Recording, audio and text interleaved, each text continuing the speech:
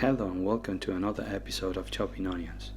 Today we are making a dish that might not sound special enough, but we are giving it a slow cooking approach, which in my opinion takes it to a whole new level. I am calling it beef lasagna as technically it is not a bolognese sauce what we are making, although it is very closely related. Let's do this. We start by finely chopping a carrot. I say finely chopping, but you can make it as fine as you want. Keep in mind that it is almost gonna disappear in the pot because we are cooking for very long. Then we do the same with an onion. Again, as fine as you want.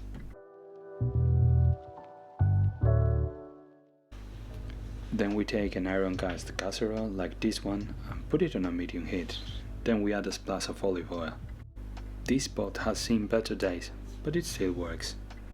Then we add the vegetables that we saute for a few minutes until they get a little bit of color, pinch of salt, some ground black pepper, and then we crush some garlic cloves before adding the meat. Now we add the beef that we initially just want to seal, but we also want the liquids to evaporate at least partially before adding the red wine. The beef releases a lot of liquid. If we add the wine before we evaporate that, it is gonna get some vinegary flavor, which I don't recommend. Now we add the wine and we reduce for a few minutes before adding the tomatoes. We can add a couple of bay leaves as well. Proper Italian bolognese is done with tomato puree rather than tomato cans, but we are going to cook this for very long, so I think it's better to use tomatoes in this case. We will reduce the heat to the minimum and we are gonna cook for 5 hours. Yes, you heard well, 5 hours. Stirring occasionally, but most importantly making sure that it doesn't run out of water. After 5 hours, the beef falls apart easily. We add some salt if needed and sugar to reduce acidity. We can use a potato smasher just to break those beef chunks.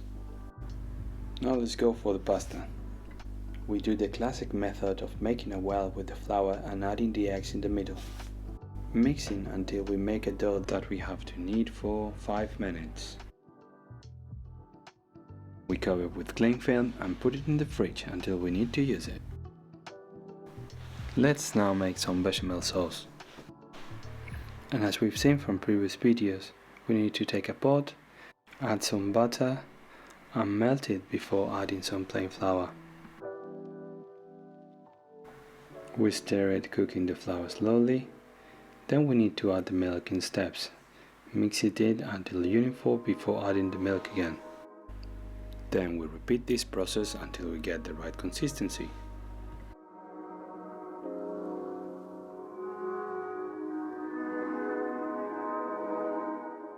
And finally we season it with some nutmeg, black pepper and salt.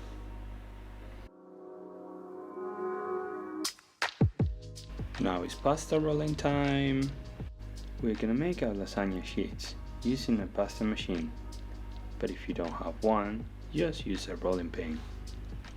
We cut a piece of our dough, then we sprinkle some flour, and then we start rolling the pasta starting on the minimum setting.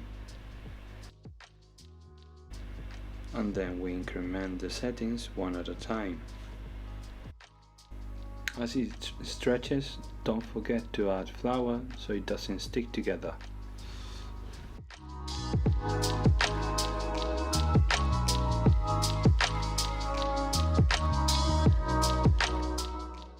And then at the end we cut it so it is easier to handle. Now we need to cook the pasta, and for that we need a pot filled with water that needs to boil very aggressively. Then we add plenty of salt and then we add the pasta that we cook for around 3 minutes. After that we take it out and we shimmer it in a bowl with cold water.